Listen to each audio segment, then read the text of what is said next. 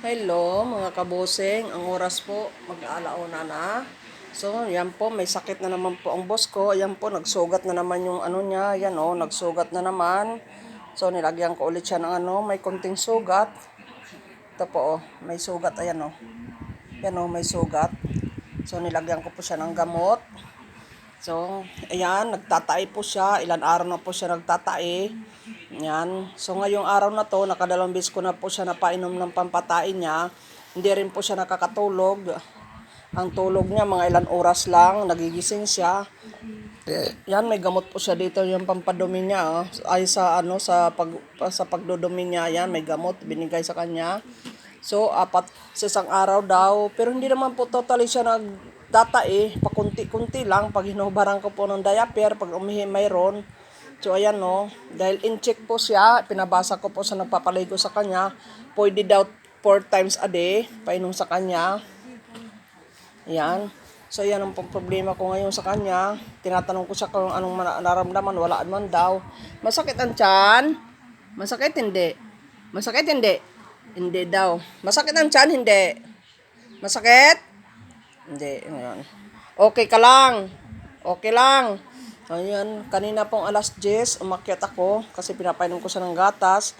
Gusto na niya ng aircon. In-airconan ko siya para matulog. Hindi rin naman nakatulog. Ayan. So, ayan. Kababaliktad ko lang po sa kanya kasi kailangan po talaga siya tagi-tagilid. Yan. O wag be, wag mo kamot. Yan, siguro Makati, sugat na naman po siya.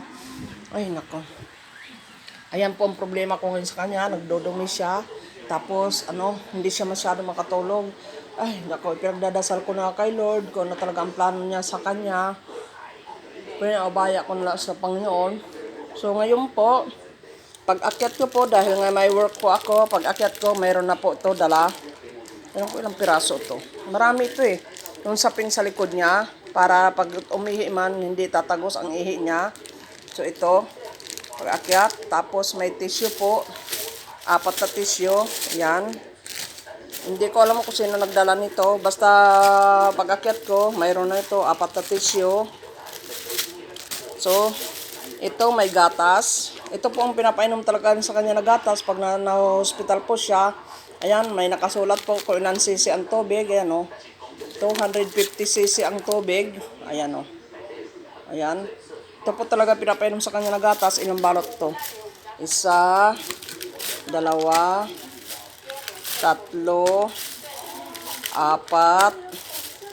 5, 6, 7, 8. 8 supot. Yan.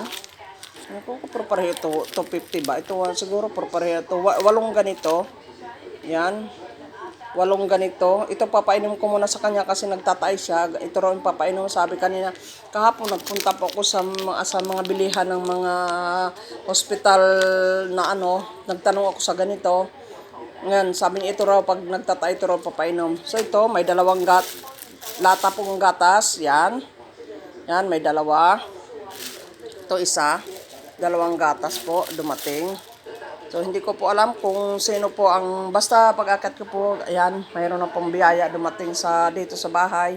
So, ito gagamitin po niya ito sa likod. Pag nagdumi, hindi po siya, pag naihi, tumagos, hindi mababasa ang likod niya. So, mamayang hapon, may magpapaligo sa kanya. Hindi ko po anong oras darating.